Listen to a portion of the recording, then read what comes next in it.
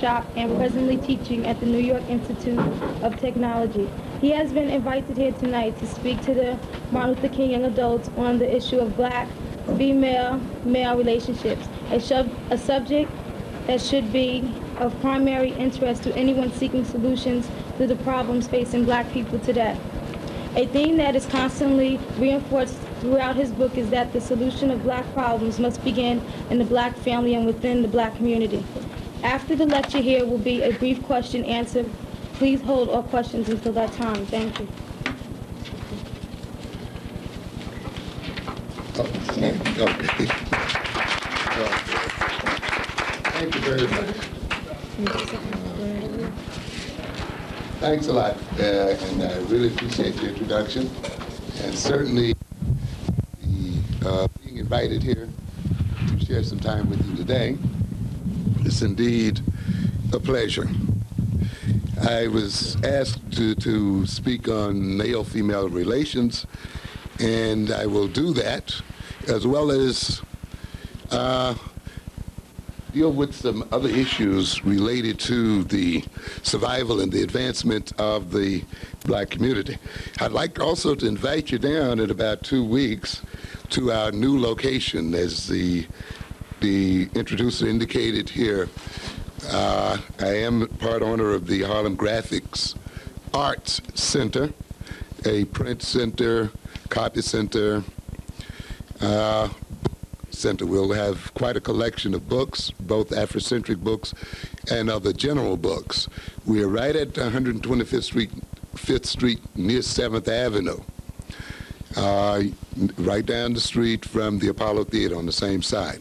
I'd like to see you come down. We are trying there not only to build a business, but to build an institution to serve as an example for the youth and others and adults of what can be done if black people work together.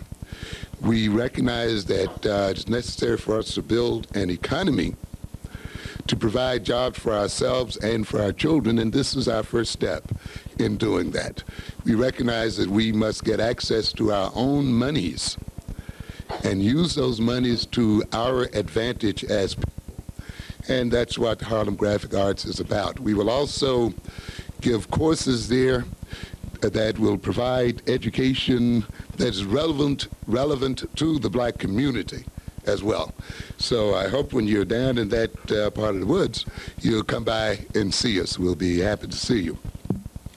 Now, we're going to talk a bit about man-woman relations.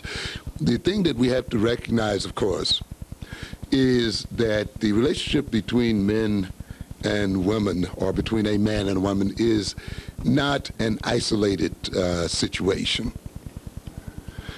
That the way you love one another, the way you love your girlfriends, your boyfriends, your husbands, your wives, your children, is rooted in a political, social system.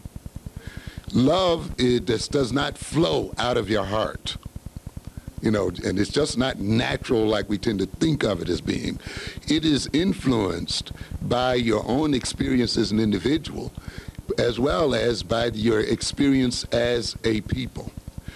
One of the reasons why I wrote the book, The Developmental Psychology of the Black Child, is the fact that I wanted to bring to people's attention that you just couldn't read a standard book on developmental psychology and apply what was found in that book to the black child. Because black people have a unique history. It is the history of the black child is not the history of the white child. The history of the black parent is not the history of the white parent. The political social position that black people are in this country is not the political social position of whites. The psychology of black people flows from the history and experience of black people. If you went into a psychologist's office, he would want or she would want to know your own personal history. because it is only through understanding your personal history as an individual that your behavior can be understood. A psychologist or psychiatrist could not take the history of another individual and just apply it to you and say, well, I know this other person very well, so therefore you must behave this way too. And the values they have and the ideas they have must be the same you have. The only difference between you and this other person is that they have a different color from you. That is not the way psychology is built, ladies and gentlemen. You can only be understood as an individual in terms of your own history and experience. When we talk about then the psychology of black people, we must understand that psychology in terms of the experience of our people. You cannot go and get a psychology from another people whose history and experience has been different and just impose it upon yourself. You will create problems. And therefore, I looked at the history and experience of black people and talked about psychology in those terms. We must talk about education in those terms, business in those terms, and anything else that is relevant to us in those terms. We must recognize that the love relationship between the black mother and her child, between the black father and his child, between the mother and the fathers and the sisters and the brothers in the black family is shaped by the political, social situation in which we as people live.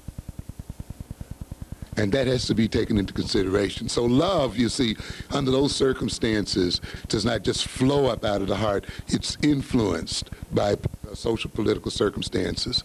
If there was a difference in the family in terms of who was the darker or who was the lighter or who had the good hair or who had the bad hair, that means that racism in the political social system has entered into the parent.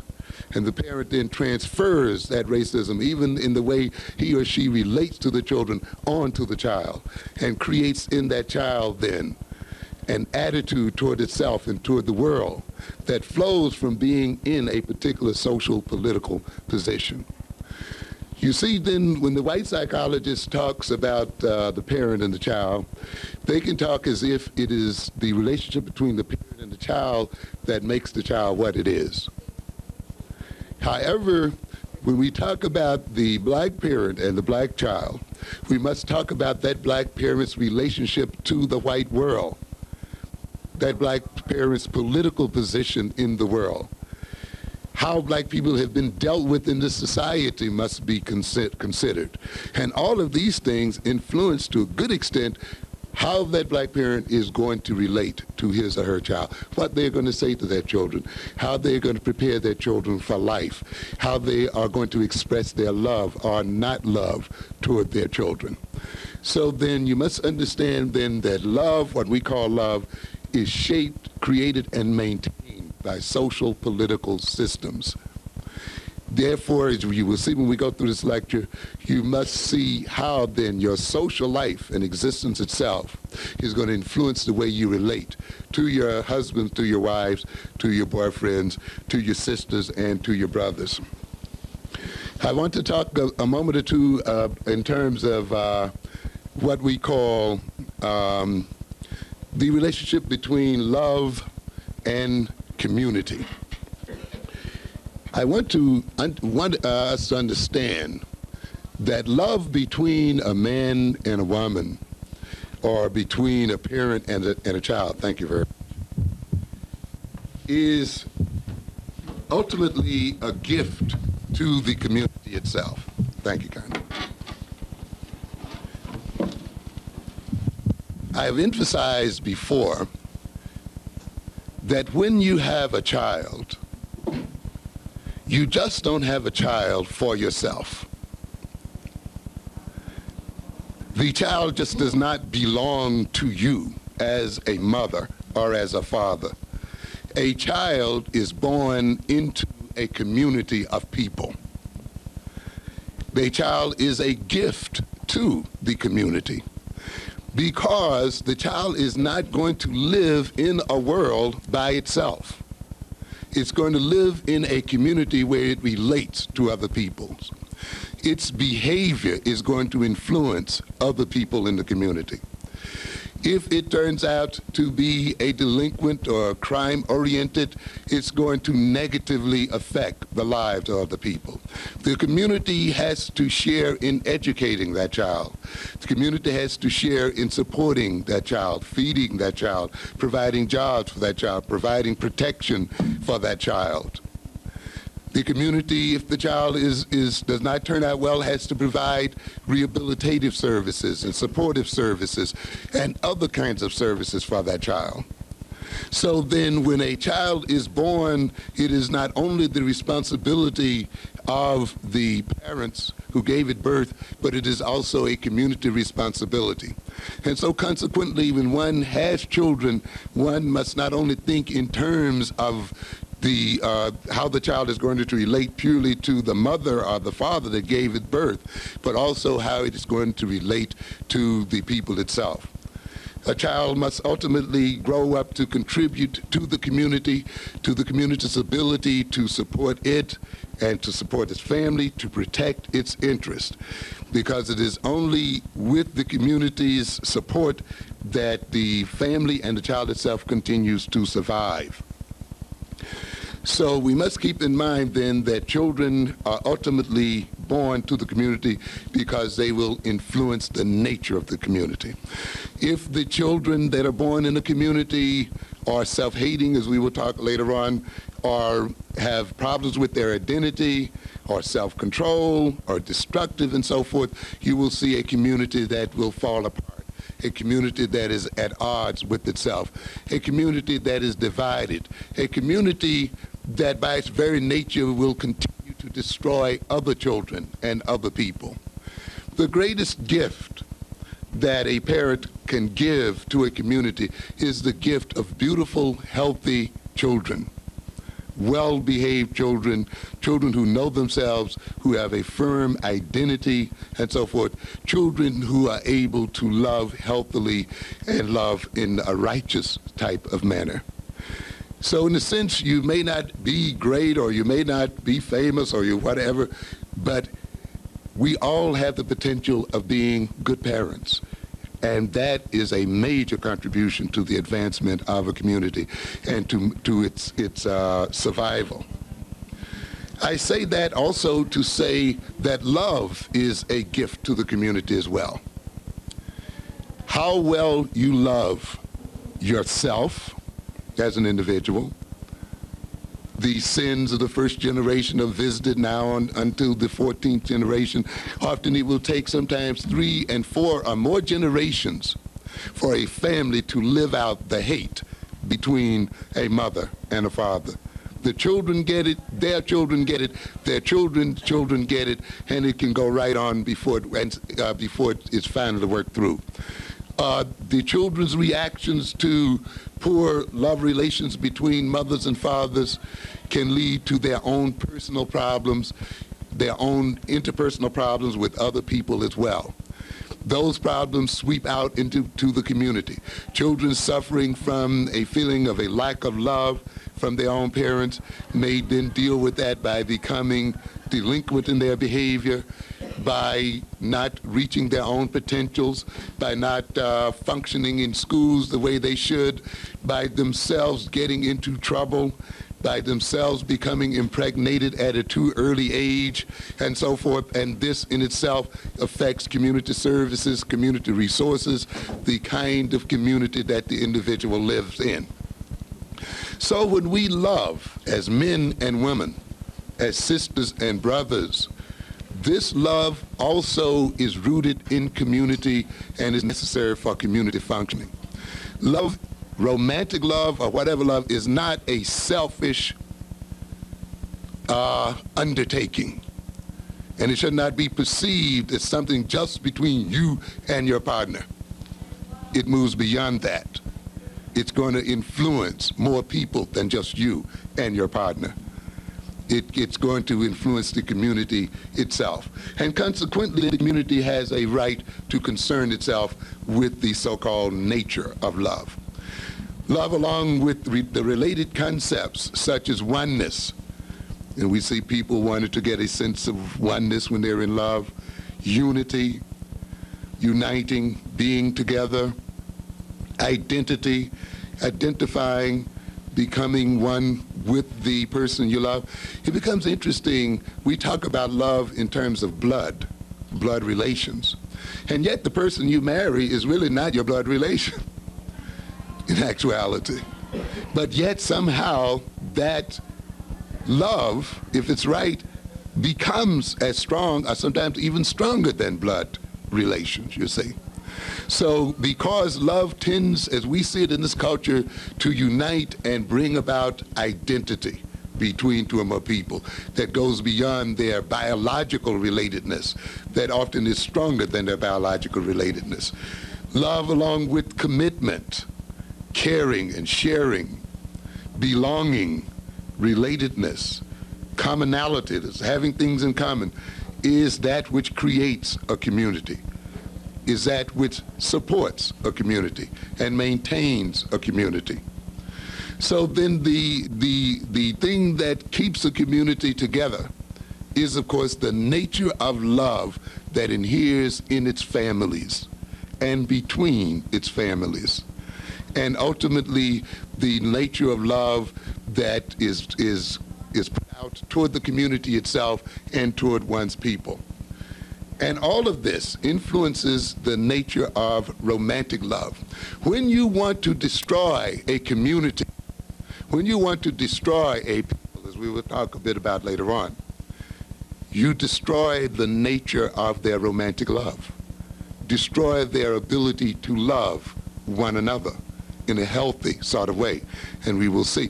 When you see and you think about the problems we have as people and as individuals in loving each other romantically, you must recognize in good part that problem and those problems have been set up by a political social system. Because we shall see that love, the love that we have for one another, is the greatest threat to the people who rule over us. And it is necessary for those people who rule over us and who rule over African people the world over, if those people are to stay in power, they must destroy our ability to love each other in a healthy sort of way. This is why, even if you're concerned with your individual love for your boyfriend or your husband, you cannot separate that love from what is going on in the world, politically and socially. Because the nature of that love is defined by the political, social circumstances. And if you can't understand why you have problems in your love relations, perhaps a good part of it is because you have not taken time to understand the nature of the political, social situation in which you live. Because you have been made to think that your love is merely the concern of you and your partner and not rooted in what is going on in the world. Love is a part of the world you live in. The community ultimately defines love anyway. You see, many of us are raised in this culture, and we've been raised to think love is something just natural and just flows out of living. I'm speaking now particularly of romantic love. But actually, you have to learn how to love. Love is taught to you. You teenagers, you're being taught what love is. How are you taught that? You're taught it by listening to these records all the time. And you hear your idols singing about love. You make me feel so good. I can't eat. I can't sleep. I can't live without you. And then what do the people say? I must be in love. You see? And, I can't go on. Here's my heart. Don't break it. You see, my life has no meaning, and all of these kinds of things. And you read what? Poetry. And of course, many of you in this age now where you're writing from the city of love and from the street of this and so forth. I've forgotten my old rhymes when I was a kid. We all wrote those things. You look at TV and you see Dallas and you see Knots Landing and you see show after show after show. And you think you're just looking at entertainment, but actually they're teaching you what love is, or what love is about, how you're supposed to feel when you're in love, you see. If you feel this way, if you can't eat and you can't get him off your mind, if you dream about him all the time, if shivers run up your spine when you see him and all that, that means you're in love. In a sense, if there was no one around to tell you that, you wouldn't feel it. You wouldn't feel love. Now, romantic love, believe it or not, is only, in this culture, about 200 or 300 years old. Prior to, say, the 1700s, people didn't marry for love. In fact, they saw love, what we call love, as a terrible basis for marriage. They fought against it. They married in terms of maintaining family lines, in terms of maintaining property, in terms of maintaining political and other kinds of associations, class associations. Your husband might have been picked out for you at birth. You might not have even seen your husband until your wedding day. You would not have had anything to say about who your husband or your wife was. That would have been the result of negotiation between your parents, between your whole clan and your family. Because these families recognized that when marriage takes place between a man and a woman, the families are married as well. That you don't marry just an individual, you marry into a family, you see. And consequently, it was the family that came first in determining marriage and marital relations. Now, this sounds very harsh to us today because we've been brought up with this other concept of marriage, that is, you marry who you love. But we can trace the history of marriage based on romantic love.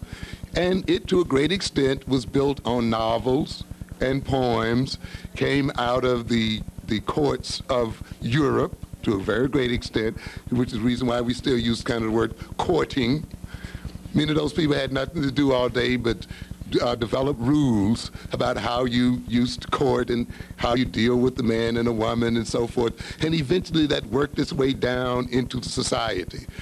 Poets started writing poems about love and emotion, and eventually the average person started picking it up. As the society changed toward industrialization and so forth, and as families began to break up, where aunts and uncles and 3 and 4 generations no longer lived in the same household, then people started making their own individual choices about who they would marry and so forth. And often those choices started being made in terms of emotions and feelings. We have found out in this culture, though, that merely marrying someone because you love them does not guarantee the unity of the marriage hardly any more than the other forms of marrying people as well. But the point then I'm trying to make here then is this, that even the community you live in defines what love is and teaches you to love in one way or the other. So even in that sense, love is community, and it is a part of community. To a good extent, some of the problems that we have in this country and in our communities is a result of the wrong definition of what love is, where the community has come to accept a concept of love that works against its interest. When people are getting married because they are in love, and yet half of those marriages are more fall apart, and the other half of those are living in conflict and hostility, then it must make you think that there is something wrong in the way we define love in this system and in our community. It means then there is a time perhaps for the community to redefine what love is and what love is about.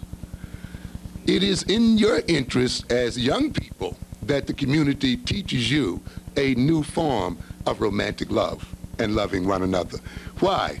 Because it will enhance your ability to stay with the man you love and to stay with the woman you love, to keep your children with you in your family, to develop healthy people and to develop a healthy community. So your interest, even as young people, should be in how your community defines what love is. Not only should you listen to these records or just dance to these records, you should take out some time and think about what kind of love is this record projecting? Is this a kind of love that is ultimately going to be productive for me and my boyfriend, for me and my husband, for me and my children? And you may find that some of these records you're listening to are really not in your best interest. While they're making you feel good and they're good for the party, when you look down the road, the way they're defining love and how a man should relate to a woman may ultimately destroy you and destroy your love relationship, the one that you want to keep so much. So then there is a very definite relationship between love and community. And the community itself has a very deep and abiding interest in what love is and how love should be defined and expressed. I want to indicate here then some things about the consequences of what we call the love instinct. Freud has a very interesting theory of what he calls the id. We won't go into detail there, but however, he sees the id as containing two major instincts, along with others. A love instinct, what he calls sometimes eros, and a death instinct. You see, and we'll see in a minute what he meant by that death instinct. And it's a very paradoxical kind of theory once you think of it, particularly about the death instinct, the idea that people also have an instinct that moves them toward death as well. But when you get a little chance for some heavy thinking, I think you might see it's not as paradoxical as it sounds. In a sense, we are born to die, and in a sense, we die from living. So death is almost a side effect of living. So they are kind of intrinsically related, one to the other. But love, let's look at the love instinct and how that instinct is expressed. Certainly it's expressed sexually, and certainly it's expressed in terms of reproduction. So love and sexuality are closely related because they lead to the maintenance of the species and the reproduction of the species. Love involves the preservation of oneself. If you love yourself, you love your body, you love who you are, you love your family, you love your man, you love your woman, you love your community, you want to preserve those things. You want to see them grow and develop. And this is, of course, what the love instinct does. It not only, though, preserves the self, it preserves others. You want to preserve the people that you love. The love instinct expresses itself in procreation, in the giving of birth, in reproducing. This is how, of course, we maintain the life of the group itself. Love also is involved in growth, because life is about growth. It is about development. It is about transcendence. It is about enhancement. It is about fulfilling one's potential. The child, the little baby, is filled with potential. It is born a few inches long, but it has the potential to grow feet long, you see. It's born then at a certain level of mental activity. And yet there's a potential of great intellectual growth, social growth, psychological growth, and all types of growth. Love will permit this potential to express itself, to actualize itself. So you can see love is an enhancing element, a growth element, a developing element. Love then that exists in a community is the element that makes that community grow and develop and fulfill its potential. When a community is shrinking and falling into destruction, you can bet there is an absence of the right kind of love in that community. When it is falling in upon itself and the people are killing one another, hurting one another, or destroying one another, you can bet it is because the love instinct there has been misdirected or is not functioning in the way it should function. Love, of course, is geared towards survival, protection, and liberation, freeing people instead of restricting them. It moves toward discovery, goodness, and healing. Love is reconstructive. It repairs the individual. It rebuilds the individual and stimulates growth and development. Love is elation. And I'm sure this is the side of love we hear most about, isn't it? Elation, euphoria, feeling good. Love has its own natural high, its own euphoria. When you're loved by your family, you love, and when you love your family, when your family has permitted you to grow and develop and fulfill your potential, when your community is concerned and cares about you and shares with you and you do the same with it, when you can sit down and not be afraid to walk the streets of your community, not be afraid to speak and say hello to people on the streets of your community, when you can have a decent conversation without feeling you have to manipulate someone or someone manipulates you, there is a beauty and there is a euphoria about that kind of feeling. There is a tendency to smile and a tendency to be happy and a tendency to be free and a tendency to be honest and open. This is what love does when it operates well within a community itself. It takes you beyond yourself. That is, it is what we call transcends. It moves out beyond. You glow, and people pick up your glow. Your love becomes infectious, and people reflect it back on you, and you reflect it back on them. And therefore, you feel good. It feels wonderful to dance and to sing and to be even a little silly sometimes and to joke with them sometimes and to play with people that you love.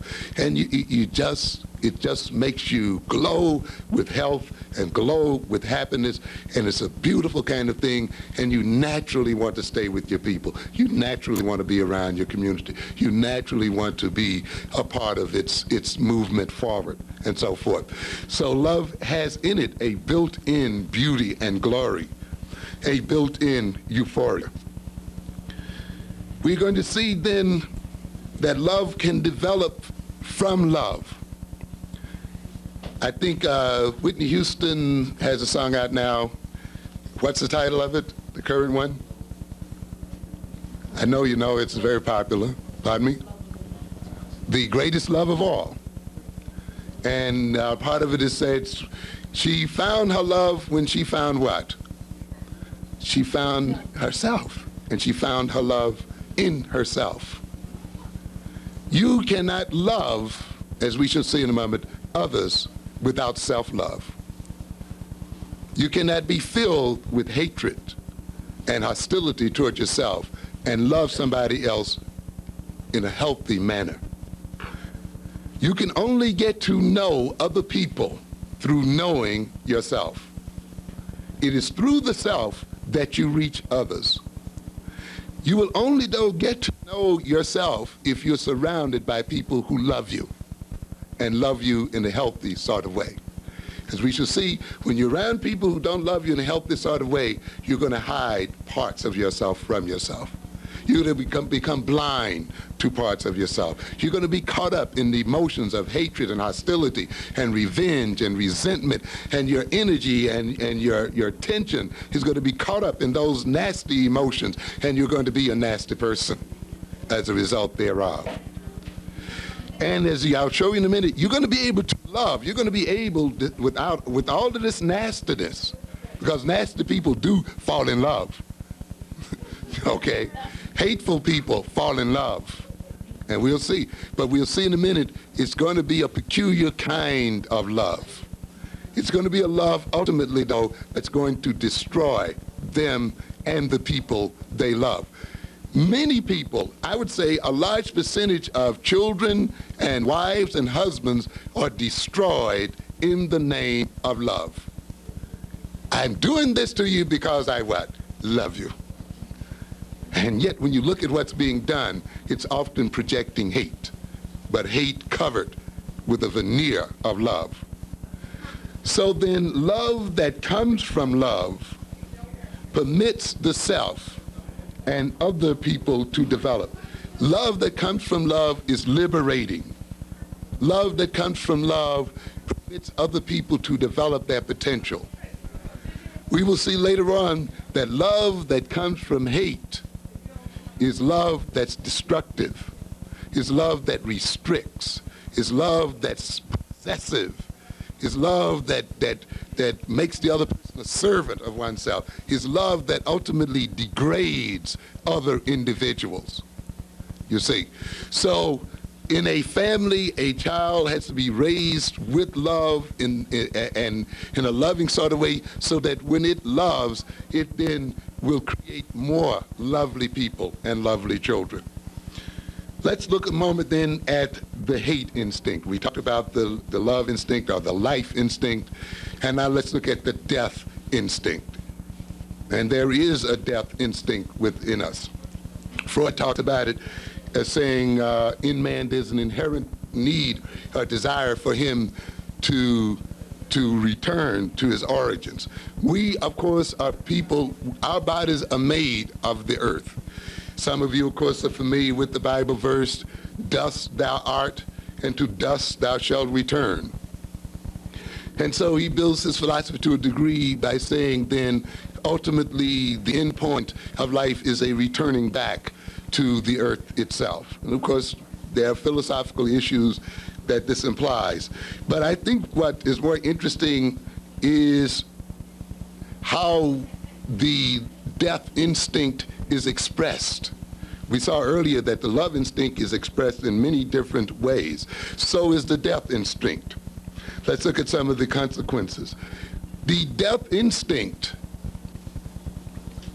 expresses itself in terms of hate. That's an expression of death. When you hate somebody, you also often want to do what? You want to kill them. You want to destroy them, hurt them, make them feel pain. So death comes through you onto the other individual. You see, resentment is an expression of the death instinct. Hostility, hostile aggression, retarding other people's growth and development, what we call disenhancement. Just as love leads to enhancement, hatred leads to disenhancement, disenchantment. Just as love leads to harmony, hatred leads to disharmony. Just as love then leads to growth by the person you're dealing with, hate leads to restriction, holding them back. We, of course, as people have been the victim of hatred.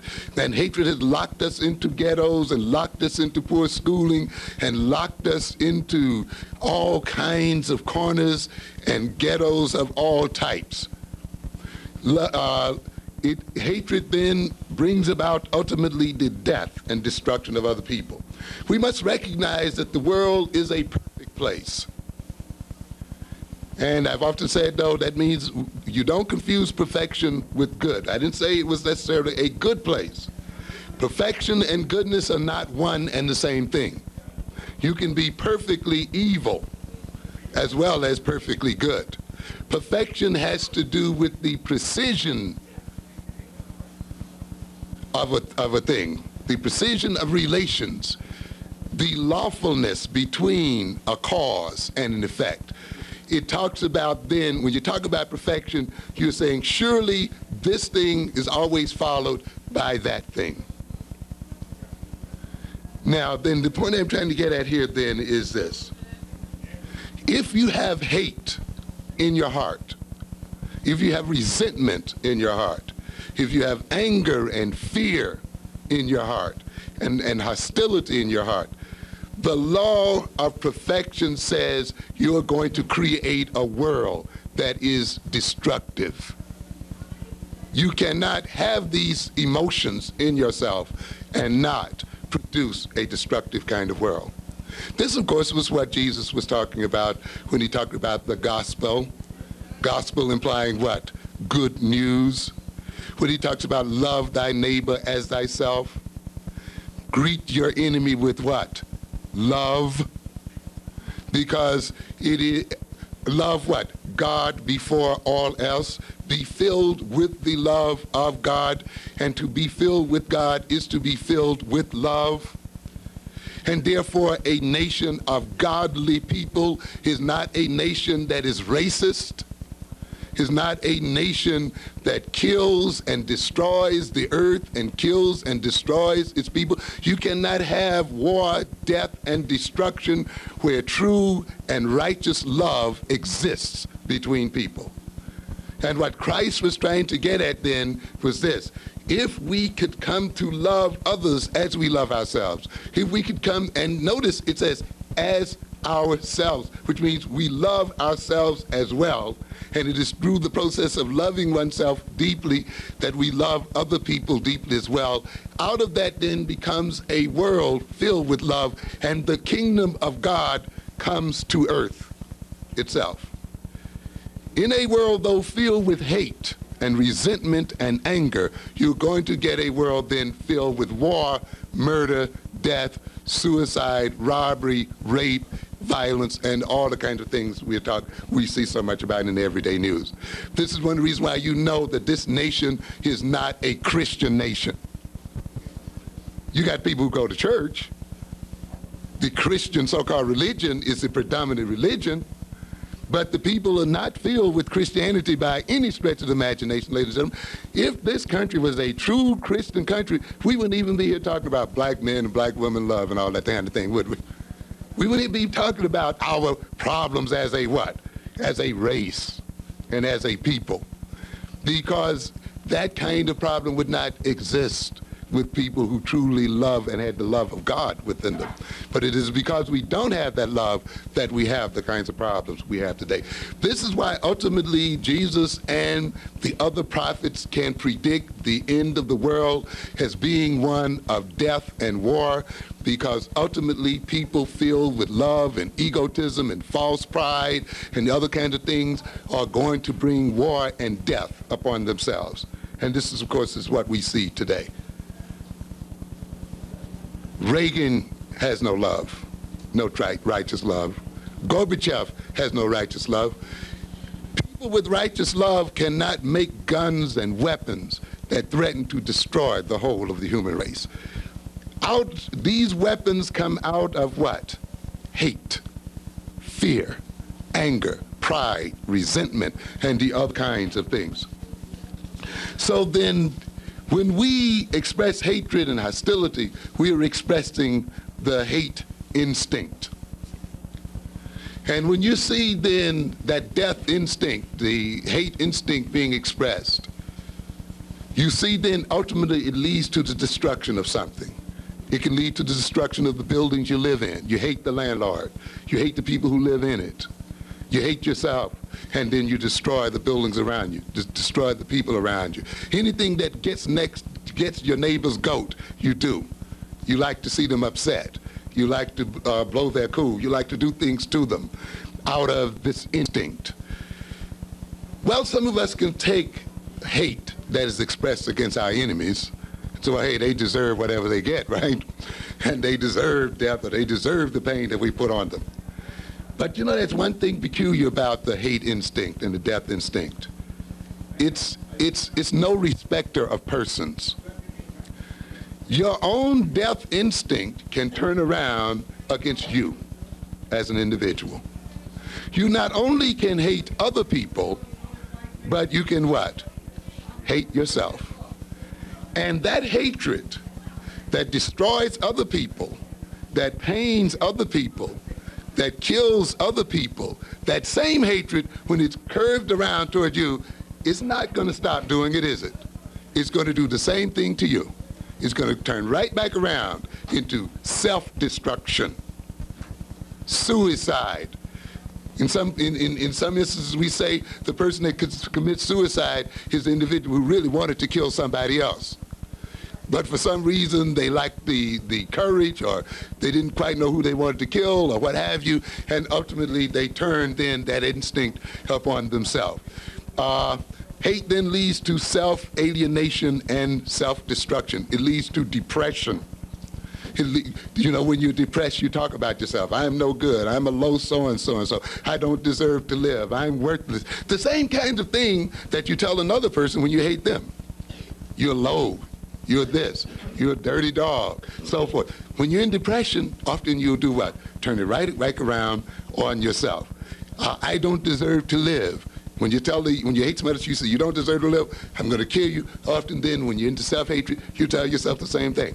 I hate myself. I don't deserve it. I could just die. I wish I would die. And often people will proceed to die and to kill themselves. It leads then to descendants, where the love instinct leads to transcendence and moving beyond the self. Often then the hate instinct moves to descendants and going into oneself to decadence. Hatred leads, it has its euphoria, but it's an unnatural euphoria. That is, you're going to get your kicks not from self-love and the loving of others, but from trying to deal with your own self-hatred, trying to escape your own self-hatred. You can only feel good when you've hurt somebody. You can only feel good when you've slandered someone, when you cut someone down, embarrassed them, conquered them, beat them in some kind of way. So you have some people, they get a euphoria from hate, but it is a euphoria that leads either to the destruction of themselves or the destruction of someone else. Or in dealing with that euphoria, then they have to go into drugs and alcohols and the other kinds of things as a way of getting a good feeling one way or the other, because hatred is not a good feeling, whether it's expressed outward, ultimately, or inward. It leads to sadism, the desire to hurt someone else and then get a pleasure from seeing them hurt. You have some people we call sadists, right?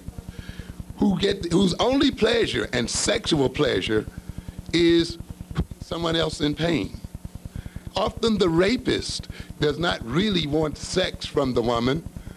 And sometimes with the rapist, you can say, well, here it is, you can have all you want. And at that point, he loses his interest. He wants you to what? Struggle and fight, and he wants to degrade you and hurt you. And it's only through the degrading of his victim and hurting the victim and forcing the victim against their will and seeing the victim in pain that he gets his climax or gets his sexual jollies, you see. And this is what the sadist is about. A person filled with hate is often a person who can only get pleasure through hurting in one form or another.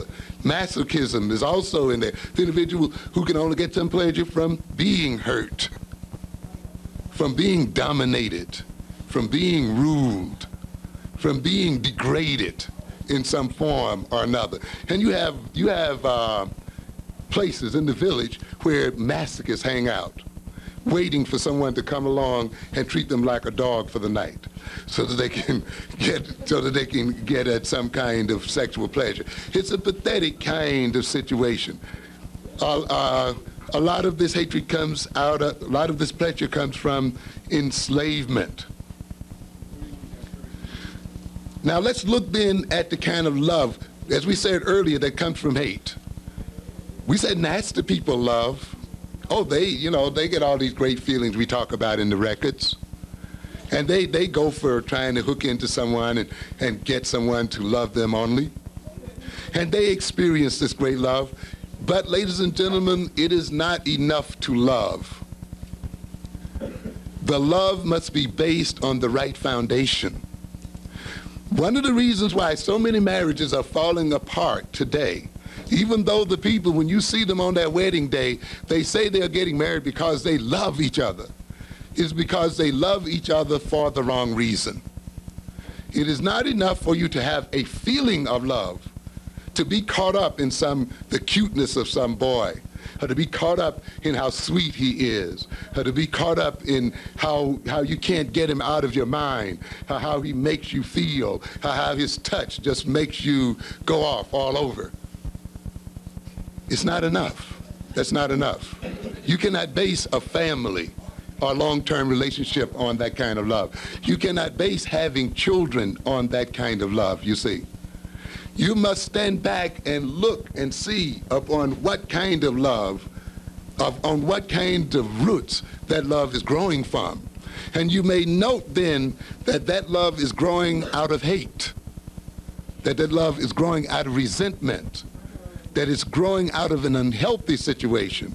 And even though you have this great feeling and this great longing and this great need, those feelings and those longings and those needs will ultimately destroy the one you love and destroy the children that you claim to love.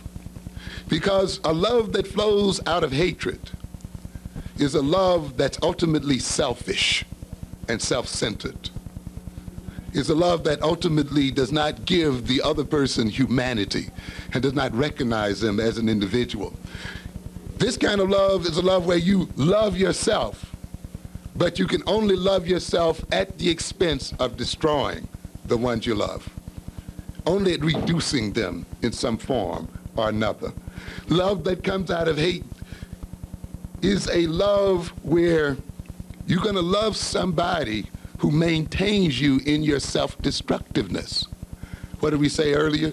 When you hate and you hate yourself, you also engage in self-destructiveness. Now, the people that you fall in love with will often be the people who help you maintain your self-destructive nature. You love them because they help you what? Destroy yourself. Oh, I go with her because she's hip. You know, she smokes like me. You see? She shoots heroin like I do. I love her for that reason. I can't stand these straight people who don't smoke. I can't be around these people who don't shoot heroin. I can't be around these people, who don't like to fuss and fight and hate and drink and so forth. But I love this guy. They're real cool people because they support. Your friends are often your worst enemies because often you pick them because they do not confront you with truth. They do not confront you with your reality. They help to maintain you in your own self-deception. They don't say, hey, you're wrong. You're destroying yourself. It's terrible. Often we get rid of those people. They make us angry. Hey, I'm having fun. You blew my high, man. You blew my head. This person hanging around here, they not smoking and partying with me. You put a wet blanket on the whole party. And, of course, the thing you're running from, of course, is that they may be pointing out how foolish and self-destructive you are. But you don't want to face that right now. So what do? You move toward people who support this. So the self-hating person falls in love, surely, and experiences love, surely. But more 9 times out of 10, they're going to move toward a person who maintains their self-destructiveness. A part of the problem with the black love situation today, ladies and gentlemen, is that we have been duped into self-hatred by the European. You see? He's made us hate our heritage, hate our skin, hate our hair, hate our noses and our lips. He's made us hate Africa itself and the whole African heritage. He's made us hate being black as individuals. So consequently, we're going to love somebody who doesn't remind us of who we are and what we are, you see. And we move then in our love toward people who can help us what? Escape from that which we hate. And that's why we will often love our enemies if those enemies can take us away from ourselves. That's why we love our overeating. We love our over-sexing ourselves. We love our drugs. Anything that does what? Takes us away from our situation, we love it. And you will see, ladies and gentlemen, when you're in an oppressed situation, your world must be reversed. The European is 10% of the world's population, but yet rules over the other 90%. Europeans have no real natural resources or whatever, real natural wealth in their land, but yet they're the richest people on earth. Japan has no natural resources, whatever, but yet it is seen as a powerful nation. These nations can only achieve that by maintaining the other 90% of the world in a state of deception, in a state of craziness and madness. That's the only way it can be done. You can only be robbed when you're deceived and you don't know what to do with the wealth that you have. And this is the community we have here today. The black community here, if we looked at it as a nation, would be the 10th or 9th richest nation on earth, but yet you call yourself poor. You don't want to educate your own children using your own money. You can't build your own schools and build your own universities and build your own nations. Not because you don't have money, but because the love you have makes you spend the money with your enemy. And you spend it then with the pusher and with the other person. And they make you feel good and you love them because they supply you with this. And this love then, of course, takes you away. And you hate the people who don't supply you with that, even though they're your best friends. You see, and you attack them. So then this self-hatred that has been introduced into the black man means that often, if we do not clear this self-hatred out, we will love each other, yes, But the kind of love we have for each other will often end up destroying us. It will destroy our children, and we see many of our children are destroyed in the name of what? Love. Many of you youngsters will have children out of wedlock before you're prepared to have children, before you've grown in wisdom and knowledge. Why? Because what? I love him. He loves me. I wanted to have someone I could love all to myself. You got to know how to love. And sometimes you haven't grown enough yet to know what real love is about and how to truly love an individual. Love is not just a good feeling. It is about more than good feeling. As I will show you later, heroin makes you feel good too. Crack makes you feel good too. All kinds of destructive things make you feel good. And so if you love simply because you feel so good, then you can still love in a way that's going to destroy you and destroy the people that are with you. So it's not enough for you to have a baby for a boy because he makes you feel so good when you're with him, or because you have this great feeling. You see, it's deeper than that, and it involves more than that. People then who have not come to terms with their self-hatred are people who are going to love in a way that's going to destroy them. In order for us to be ruled over by this minority of people, we have to be backwards. Our minds have to be turned backwards. As I said earlier, this people who rule us today, we are a minority people in the world. We're not, we are a what? A majority people in the world. We're not minorities. There are many, many more black people in the world than there are white people, ladies and gentlemen. Many more. However, we've been deceived into thinking of ourselves as minorities. The European countries are dependent on us. We're not dependent on them. They must get their mineral resources from Africa. They must get their oil from Africa. They must get their diamonds from Africa. These computers and these technological instruments you see here today are only made possible through the minerals taken from the southern tip of Africa itself, because the minerals and metals are not found in this country at all. Up to almost 100% of the metals and other things that make space probing possible, that make satellites possible, that make jet planes possible and so forth, come right out of the soils of Africa. And yet we see Africans over there starving to death, ladies and gentlemen. And then they're projected as being what? Dependent nations. But it is the European who is dependent, but he must make you think what?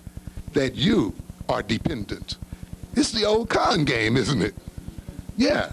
This is the only way a minority of people can rule over a giant. You see, it's by conning them. It's like, you're the weak one. You're the dependent one. You need me. You can't live without me. You can't have all these TVs and this stuff if I didn't exist in the world. And of course, when you think that, you then submit and give your wealth away and hand it to them and let them have it. And then they, of course, use that same wealth against you to destroy you, to restrict you in various sorts of ways. So we must be, when you're filled with self-hate, your mind is reversed. What it means is this: you will love the things that destroy you, and you will hate the things that advance your growth. And you watch and look at your behavior. Look at the behavior of your compatriots and watch if what I'm saying is not true. I hate to read. I hate to study. I hate to learn. Oh, but I love to party. I love to smoke. I love to drink. I love to screw. I love to, ho. And all the loves often you will find will be loves that what? That don't advance you one bit, and yet you can't get over them. You're addicted to them, you see. But the things that lead to growth in wisdom, knowledge, you see, self-understanding and self-discovery, healthy relations, self-control, all those things are hateful. But this is the only way a minority can rule over a majority of people, is by turning their minds backwards so that they love the things that destroy them and hate the things that move them forward. In order for these people to rule over us, we must hate learning. It has to be built into us. We must think that we can't do math. Because you see, if we do math, if we were into learning, if we were into research and into thinking and into, real philosophical ideas and abstractions, we would defeat those people. They know it. So consequently, what they must do is rob you of all of these things so that they may stay in their place. And you'll see that even in the man-woman relationship. A man often robbing the woman of any intellectual growth, any personal growth, any knowledge, any wisdom, because he sees that as the only way he can rule over her and maintain her under control. And if she shows that she's growing and developing, he gets angry and resentful and hateful. I tell many of my students sometimes, my female students into my classes at the college, before you get through being educated, many of your husbands are going to leave you, or your family's going to break up. And of course, some of them get angry. What? Who are you to say to what? So and so. But I know the nature of what many of the men you deal with. Jealousy. You're hanging out with those college boys. You see, or now you're getting too smart, or now you're trying to move past me. And I've seen women who had to leave college because the husband is giving them such a hard time, or the boyfriend is giving them such a hard time, or he's hanging out in front of the school, or going through all kinds of changes. I've even seen families have their children removed out of the college because this is the first one in college and they are wrestling with this one maybe moving in some kind of way. And so in almost all kinds of blocks are thrown in that way, even if it means keeping up noise or disrupting them in some form or another. Often then they destroy the individual. We love those then who keep us from realizing our self-hatred. You see, one of the reasons why we get so euphoric when we're in love is that by focusing our minds and our energies and our obsession upon another person, by trying to live through another individual, by trying to make that individual our total world, by idealizing that individual and making them some goddess or some god, we think by that it's going to lift us up beyond who we are. It helps us to avoid knowing who and what we are. It keeps us from hating ourselves. Through their love, we come to love ourselves. And in that sense, that's why we get stuck on them. We feel that we need them. And when they leave us, we experience what? Depression and suicidal kinds of drives and so forth. Because that self-hatred, which they've made us escape from while they were with us, now comes back to haunt us again, and we get involved. Some people get drunk, and some people actually commit suicide when their lovers leave them, you see, and so forth. So often then, this love, this euphoria that we feel for other individuals is a euphoria based on the fact that they have taken us from truth and taken us from reality and taken us outside of us. That's one reason why we say love is what? Blind. Blinds the individual to reality. So that person you're in love with is not, and who claims to love you back, particularly if that love feeds your self-hatred or helps you to escape your own reality, is not doing you a favor. As a matter of fact, they are part of the problem. That is why often the ones we love are the ones who what? Hurt us and destroy us. In a way, we almost set ourselves up for it when our love is based on unhealthy roots. The consequences of the fear instinct. There's also fear there as well. We often hate the things we fear. The love for our aggressors comes out of fear. What I mean by that, a very peculiar thing happens. You ever ask yourself the question, the Europeans enslaved us, hundreds of thousands of our ancestors died on the ships coming over here. And some of you youngsters and others, when you have a chance to read about how the African was transported over to this country, if it doesn't fill you with hurt and tears, then of course I don't know, it's hard to describe what you would be. Take time and read this kind of situation, where people had to go for weeks at a time with no headroom, with maybe about this much room between them and the floor where they could never stand up, where they laid down on the rough planks and the sea, as it moved the ship, rubbed the very skin and meat off their bones, where they had to lay in their own urination and their own defecation, where they were chained often to people who were dead next door to them and so forth. Look at that kind of thing. You see, many of us can only love our enemies because we haven't read it and we've forgotten. Many of us don't want to read it because it does fill us with anger and hatred and fear and so forth. Many of us avoid Black history because we try to avoid the fear and the anger and the bad feelings it's going to produce in us. But when we avoid it, it also means that we avoid knowing ourselves and who we are as a people. Of course, the slavery is another adventure. Jim Crowism, racial discrimination, all of this. Yet at the end of all of this, why is it that we want to marry these people? Why is it that we want to sleep with them and live with them and roll with them? Why is it we just forget all of the things that they have done to our grandparents and our great-grandparents and the things they're doing to us right now and the things they're going to do to us in the future? You see, why do we do that, you see? Why do we want hair like them? Why do we want noses like them? Why do we want skin color like them? Why do we want to talk like them and walk like them and be like them after they have done all of this kind of stuff to us as a people? Why do we love them more than we love ourselves? Have you ever thought about that kind of issue? And yet this happens all the time.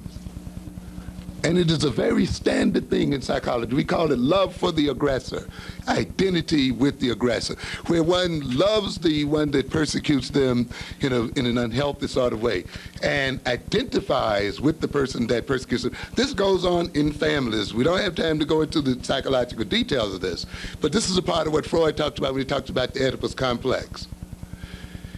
That his theory is that the boy comes to be like his father because the boy hates his father. And it's a very interesting kind of concept there. He wants to get rid of his father.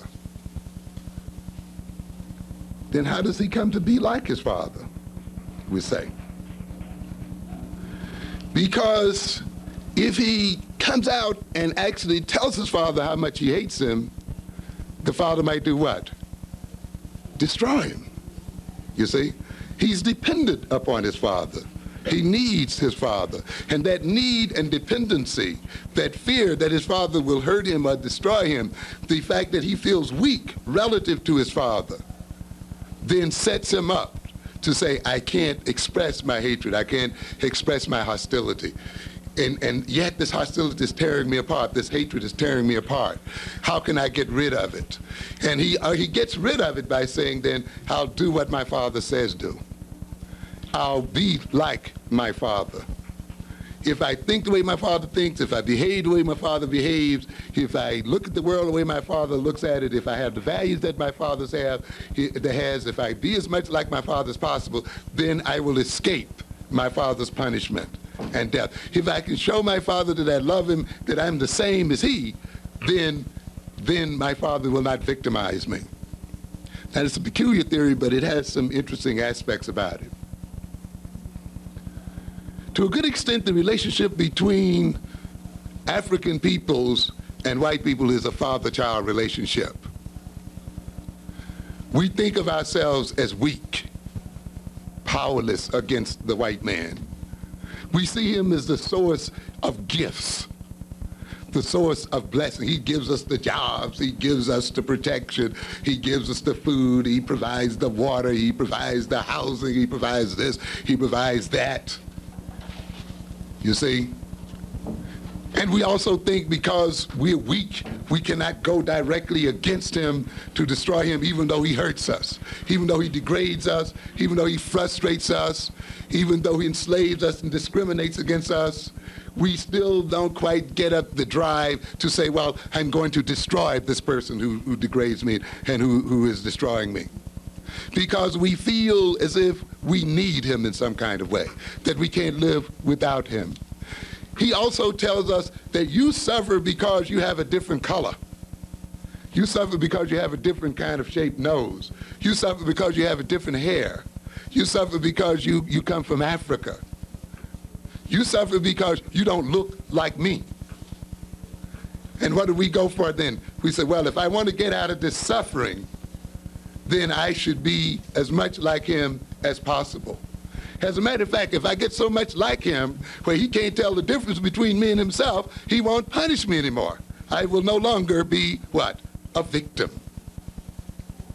So therefore, we are motivated then to come outside of ourselves, to move toward the person that is destroying us and victimizing ourselves, hoping that if we can get them to love us, and if we can show them how much we love them, and if we show them how much alike we can be, we can get them to not see us as colored.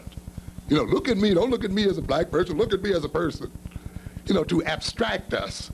In other words, in order for other people to love us, they must not see the blackness of our skins. They must see some kind of invisible abstraction before them. True love is a person who sees you for all of your blackness and your big lips and your big nose, and you kick your hair and still does what? Loves you. If they got to remove your hair and they can't see you standing before them as a black person, they don't love you, ladies and gentlemen. For a person to say, I don't see you as black, how can you not see me as black? I'm standing right in front of you. But this is the kind of thing we want these people to do, to abstract who we are.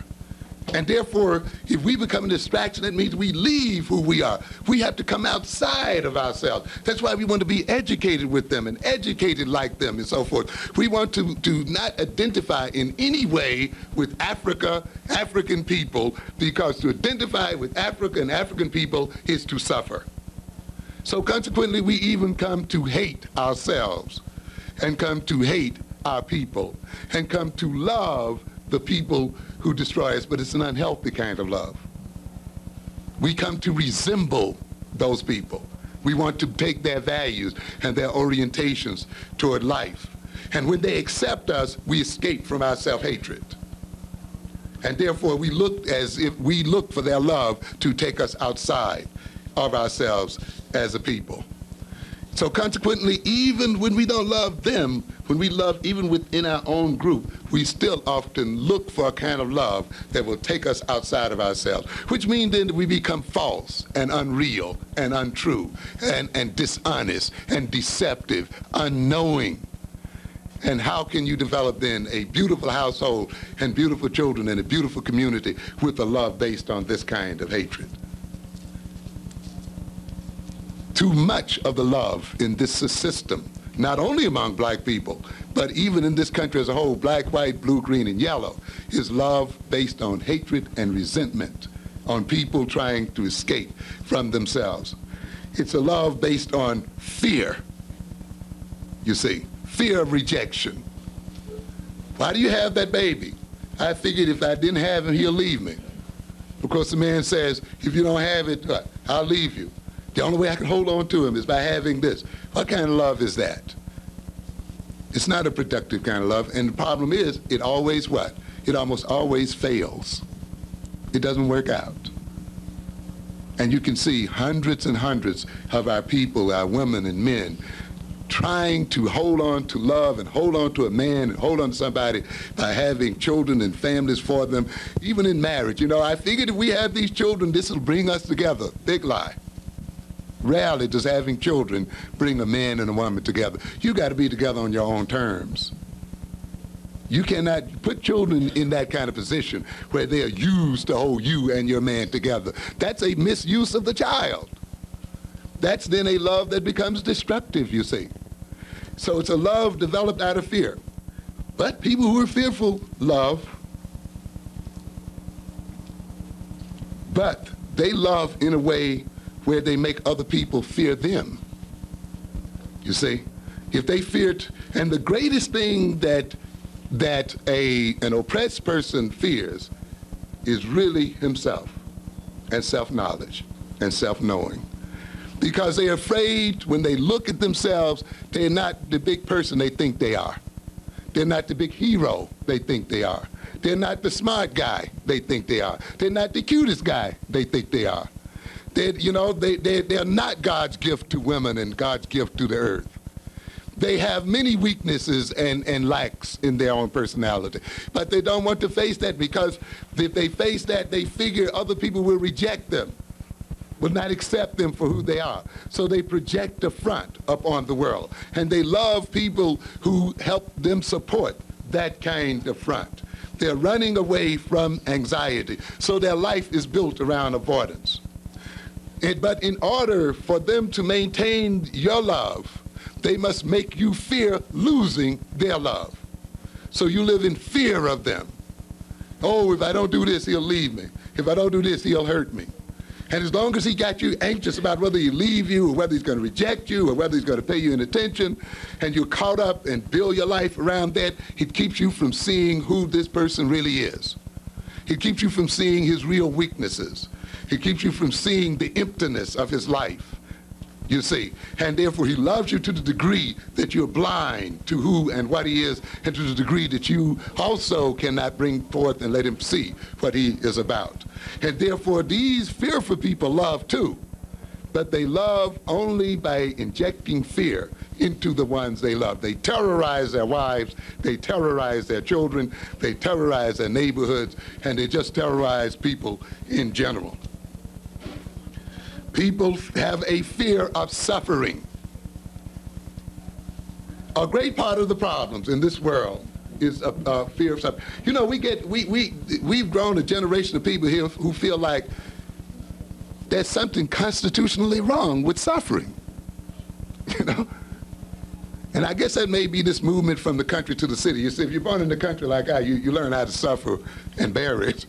You know, to get up at 4 o'clock in the morning before sunrise, and whether you feel like it or not, and get out there and do what has to be done, whether you feel like it or not, to solve your problems, to sit down and study, to do your work, whether you like it or not. Your liking it or not has nothing to do with it. But we got a generation here that says, if I don't like it, I have no right to do it. I have a right to be happy all the time.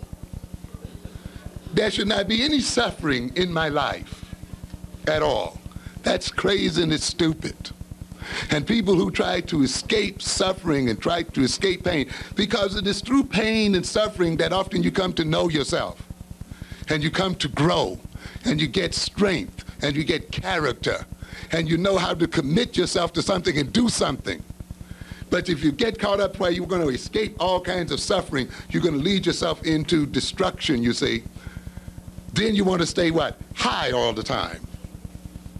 You want to stay coked up and doped up and smoked up and liquored up and sexed up and all the other kind of ups, you see. But in the end, it keeps you out of school, it keeps you from learning, it keeps you from growing, it blinds you to yourself, it destroys your families. You got to steal from them, you got to rob somebody, you got to mug somebody, you got to leave your children starving on the floor, you got to leave your wife and the whole bit, because you can't stand what? Suffering.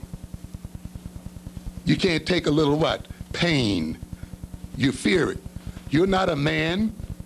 You're a child when you fear pain, when you fear suffering, when you fear doing something even though you don't always feel like doing it. That's childish. And yet then many of us, because we have suffered, we figure we have a right now to live happy forever after. And the only way you can live happy forever after is often by getting into synthetic happinesses, drugs and other kinds of things, and getting away. And if the thing that you fear most is your own self, it means that the only way you're going to get happy is by escaping from yourself, which means you're going to live a totally false life, a disconnected, schizophrenic type of life. So then the ultimate fear then is a fear of self-knowledge. You love someone who helps to maintain your self-unknowing. who keeps you out of yourself. Don't talk about that African stuff. Hey, I would go with that dude, but he's always talking about black people, always talking about Africa. He's into that 1960s stuff. You know, a lot of us like to view people who are dealing with the problems and issues of black people as in the 1960s. I'm talking about now. That wasn't my problem. I wasn't back there then. You have not escaped it, ladies and gentlemen. I don't care how young you are. You can be a babe in arms. The history of your people is with you right at this moment. In fact, that very attitude is the result of the history of your people. When you have it, it means you have been had. You have been suckered and made a chump because you're set up now to destroy yourself as a people. And out of that then comes a fear of women and fear of men, and ultimately a fear of intimacy. Why do people, a good part of love, you see, involves opening yourself up to somebody, letting them see your weaknesses. No, I'm not all Mr. Man. I'm not all Mr. Right. I tell you in a minute, I'm no saint. Okay? I have all kinds of flaws and weaknesses. But there are some people who feel that they have to project this image of what? Perfection, saintliness. I'm the greatest. And some of you now got these foolish rap songs. I'm the king of the world, and I can do this and that. I can. And notice it. It's the weakest, most powerless, depressed, run-down people coming up with all of that hype and nonsense. And instead of actually being what they're saying, they're just ready to hear the bumps and the knocks and get off on that. And so that very hype, instead of motivating you to move forward and do something, is the very thing that maintains you right into it. And listen to the lyrics, you know, and I'm Superman, and I'm the super lover, and and look at all the use often that's in it. You know, I'm going to do the girls, and I'm going to do the boy, and I can kick this and do that. And watch it. It's filled with unproductive kinds of behavior. But at the same time, it hypes people up, you see, in some kind of way. And at some of our concerts, we've seen people even fighting and struggling with each other at the very concerts where this kind of thing is happening. Even though I grant you, many of the rap lyrics do have positive things. So I'm making a generalization here, and I listen to the rap. Some of the rap is very good, and it's an excellent medium for getting across some good messages as well.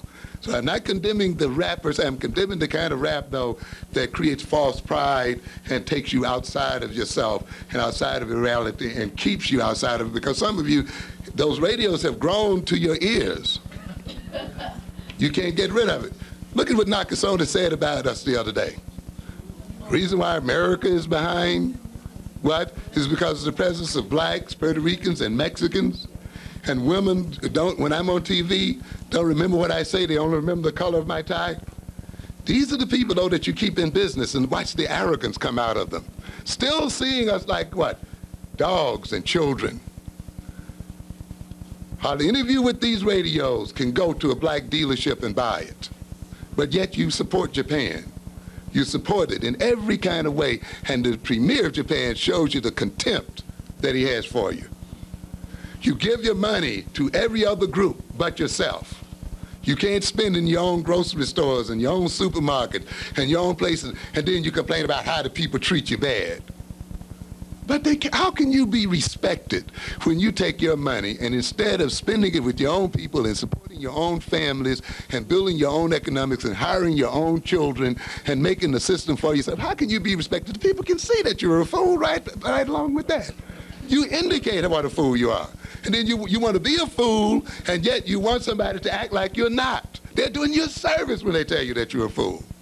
Nakasone did people a service, because hopefully it woke some of us up to recognize that these Japanese don't think any more about us than these whites think about us. They're willing to take our money and willing to drive you crazy with this music that we listen to day in and day out that we can't live without. But at the same time, they don't think a damn thing about you. And what we want from them, an apology. No, don't worry about the apology. Think about what the thing says, you see. And this is the kind of love that, yet we love that radio. We love Panasonic. We love Sony. We love Mitsubishi. We love Japanese cars. We just, anything Japanese, we want it. And yet you don't even see the Japanese going crazy with that music. but driving other people crazy. And we love it so much until we don't say, hey, man, since you're selling us all these radios, why don't you give a dealership to black people so we can at least make some money off of it? You see, no, we're too busy wrapped up in the music. Your black people make over 60% of the money in the music industry is made by black people. And what do you look at? You're wrapped up in the stars. But stars come and go. Some of them get one hit and they're gone. Some of them a year or two and they're gone. Who gets the money though forever? It's the lawyers and the promoters and the other people you don't see up front. That the star gets only a few pennies from each record. It's the company itself that gets the real dust. But we don't want to be those people because we're caught up in the star. We're caught up in the stage action. We're caught up in the video. You are giving billions of dollars away to another people that you can give to yourself and to your children. But because you're caught up in the music, and the music takes you outside of who you are and what you are, you are then robbed, and you wonder why you can't make it in the world. You see, because we're hung up into what? Good feelings and fear. So then when people are raised in fear and hatred and self-hatred, their love based on that self-hatred is going to be a love that's ultimately destructive. It means then that we want to escape intimacy, and yet intimacy is a major part of love. Exposing oneself to being hurt. You see, many people, I can't love because what? I'm going to be hurt. I can't stand it. I can't stand being hurt. So either I want love, or else if I do fall in love, as the song goes, when I fall in love, it will be forever. That way I won't have to feel the pain if it leaves me. And so you drive a man crazy. You drive a woman crazy. Because even when they spit in your face, you still cling on and hold on. Because you say, oh, it's raining. You see, why? Because you're afraid that you don't have enough strength and power to survive and be on your own. So then, often then, you don't want to reveal yourself and open yourself up because you tend to think, if they really knew who I was, they wouldn't love me. You see? So then you cut yourself off and you love with a part of yourself. That leads to frigidity, that leads to impotence, that leads to unsatisfactory sexual relationships, that leads then to deception and dishonesty in your relationship with your boyfriend, in the relationship to your husband, in relationship to your wife, because you're afraid, and the man that says, well, if I let her know I'm weak, she'll take that weakness and manipulate me with it, take advantage of me with it. And the woman says the same thing. So you have two people here who live in hypocrisy, one with the other. So consequently, we escape intimacy. These people then who love out of fear and hatred, then fear being self-revealing because it makes them vulnerable. They also fear commitment, which is another part of love. To commit oneself to another person, to commit yourself to their protection and to sharing with them and caring for them, to put your resources at their disposal, to struggle to make life better for them and yourself. But people who have self-doubt, people who have self-hatred, people who've been outside of themselves and therefore have not developed their talents, have problems with commitment. Because they want to appear often to be successful and powerful and great and filled with beauty and all this other kinds of stuff. And they feel if they make a commitment, then they will fail. They will be shown for what they really are. Their inability to provide for their families, their inability to protect their women, their inability to educate their children, their inability to provide for their community and their race and their group. So if you don't want to be embarrassed, if you don't want to be perceived as a failure, then you make no what? No commitments. You see? And therefore people who love out of fear, who love out of self-hatred, who love out of their inferiority complex, love people who don't demand anything from them, who don't require that they what? commit themselves in some fashion or other. So you're going to find that you love this woman to the degree that what? She doesn't ask you for anything. But when she starts demanding your time, demanding your energy, demanding a bit of your commitment, all of a sudden that love what? Disappears. You get married, you've been making love every weekend, you've been getting high together every weekend, you've been kissing and hugging and having fun. You know, that weekend love can deceive you, you know. Because many people, when they get into the weekend love, they figure, oh, well, when I get married, that just means 7 weekend days per week. You know, it's just going to be love and sweet beauty every night. But it doesn't work out that way, unfortunately. And when that child arrives, then you begin, what the heck have I got myself into here now? I've got a whole life now to take care of. I got a wife and a family I got to take care of. And all of a sudden, it's not as much fun as it used to be. All of a sudden, it's the stuff is not quite as good as it used to be, you see. And you get a little bored with it, and you get a little tired of it.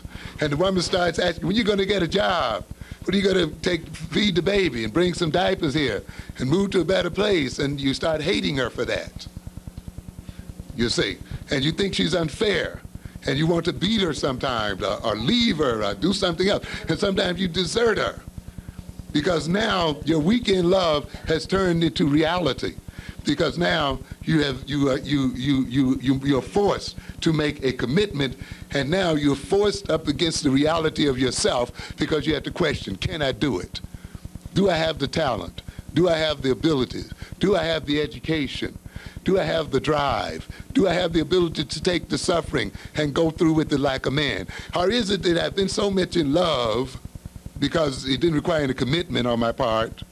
I've been so high all the time. I've been having so much fun, I didn't take time to develop these kinds of things. Now the woman tricked me. She brought me into this. Now I hate her for it. The children are out after me, you see. And this is the kind of love then that comes from fear. And this is one of the reasons why we then hate intimacy, because often, many times, even your woman or man doesn't want you to be intimate because their love depends upon their idealization of you. Oh, you're the greatest. I've never had it like this before. It's the greatest I've ever had in my life, you know. And oh, we're going to be so happy. And here's this young muscular man, and I'm going to have this body to myself every night, and all of this. You know, we're caught up in all of these fantasies, you see. And he's caught up in this fantasy, his own fantasies again. Oh, I'm going to have this at home waiting for me, cooking dinner, taking care of my children while I tip out and get a few more pieces somewhere else. However, I'll still make it. She's not going to complain too much because, you know, if I love her right and everything, she'll like that, you know. You know, all these kind of fantasies that we put in to each other's heads, you see. But then when you're faced with the children and the family, you're faced then with yourself and who you really are. But what I'm saying here too is often the person with you doesn't want to see who you really are because they're getting such a great thrill from who they imagine you are. We often then fall in love with love, you see. We fall in love with the feeling. Hey, don't spoil this thing with reality, man, please. You know, so even when the person is really acting out and showing you what kind of a nasty, selfish, self-centered individual they are, you sit there and decide not to see it. Or you say, well, with enough love, I'll change him. A woman's greatest mistake. You are not going to change a man. You can have all the kind of love, and often because you had the wrong love anyway, but you can have all the kind of love, women, that you think you have for a man. Do not deceive yourself. It is very, very difficult to change a man. And to think that you're going to change a man after you get married to them is to wallow in deep self-deception. If he's not halfway right or 3/4 right before you get hooked up, leave the man alone, I'm telling you. Leave. Cut it out. If you cannot make him what he should be before you get committed and before you have the children, watch out. When you have the children, it's going to be too late. But often, because you feel so good, you give yourself these lies. Oh, with enough love, with understanding, we are going to communicate with each other and all that kind of stuff. And it doesn't happen. It doesn't get around to it. And to a good extent, then, the woman ends up getting what she deserves. because often her friends, her parents, her elders, other people are telling her all the time, "The guy's no good, using you." But what do you do with that friend? Curse him out. Mind your own business. You know, and the whole bit, you just jealous. You know, and we rationalize it in all kinds of ways. And consequently then, we want to act surprised and disappointed when the truth finally comes through. And then we want to leave. Sometimes we want to hurt the children. Well, nobody cares about me. Why should I care about somebody else? And often this is done in reference to the children. You look at the children and you see your husband or the man who left you, and you hate them for it. And you project into them their hatred. Or you sit around them and you talk about how evil and terrible men are. And you make the boys not want to be men. And you make the girls grow up hating men, tricking men, playing games on them, because they've heard sitting at your knee all the things you've had to say about them, how you've projected yourself as Miss Victim, and the man is Mr. Monster. You see, these games that people play. So you cannot if you truly love a person, you cannot maintain that person in their illusion. True love means you have to be truthful as well to the individual. And I'll wrap it up here shortly. Happiness gained from hatred and fear serves to maintain your oppression, to strengthen your pusher, to maintain your non-productiveness. You see, a lot of us, we want to be happy, but we view happiness as a feeling. As we said earlier, pardon me, heroin can make you feel happy. Crack can make you feel happy for a while. Smoke and dope can make you feel happy. Overeating can make you feel happy. Alcohol can make you feel happy. And to do these things, you have to hate yourself. To sit and watch yourself become enslaved to a drug. To watch yourself become degraded where you have to sell your body in order to get a few seconds high. To go through beggary, to have to rob, to have to steal in order to get a moment of what you call happiness. To take a man's abuse, to take his degradation, to get what you call a few moments of happiness, means ultimately then that you are serving that person. You enrich the pusher. You enrich the people that oppress you. You give false pride to that man. When he misuses you and you put up with it, he grows in his pride and grows away from himself. He gains power through your own destruction and putting you down. It makes you unproductive as an individual. You get caught up then in trying to get this feeling. This often happens to our people as a people. We are so much, and we want to be loved by these Europeans so badly until we forget to spend the money with ourselves. A part of getting them to love us is that we must spend the money. Let me go in here and buy this $500 suit and show them white folk that I can spend like they do. You know, and let me go down here at Macy's and let me go whatever, you know, go to this shop, you know, and prove something to these people. And they see I'm not like the rest of them niggas out there.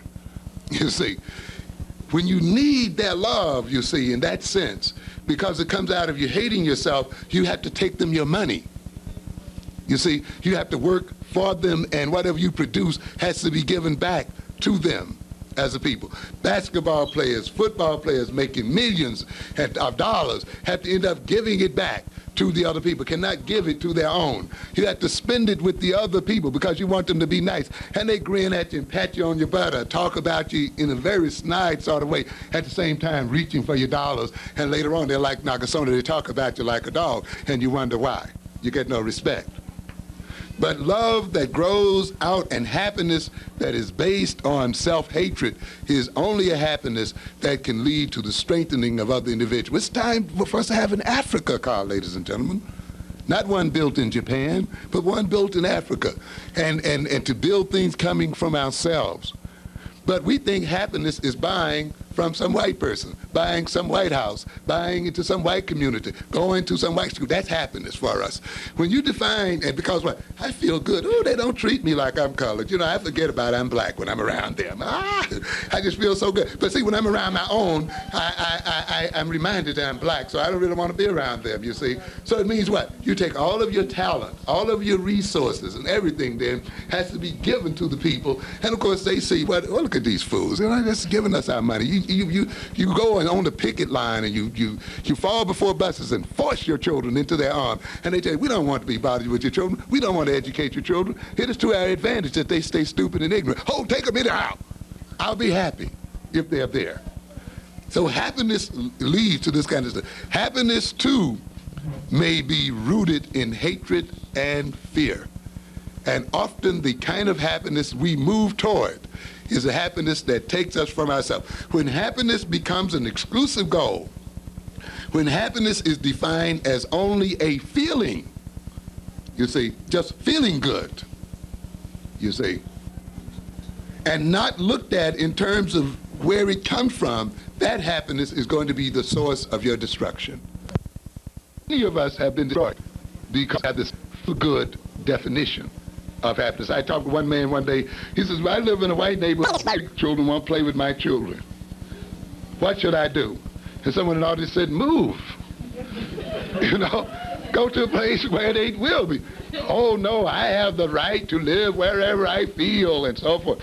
And I said, well, isn't it interesting that the white man can feel like he has all kinds of rights in the world, and it doesn't necessitate him living with black people at all. He doesn't feel like he's been deprived of a thing for not living with black people.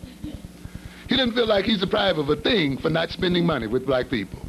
He doesn't feel like he's been deprived of a thing for not sending his children in black schools.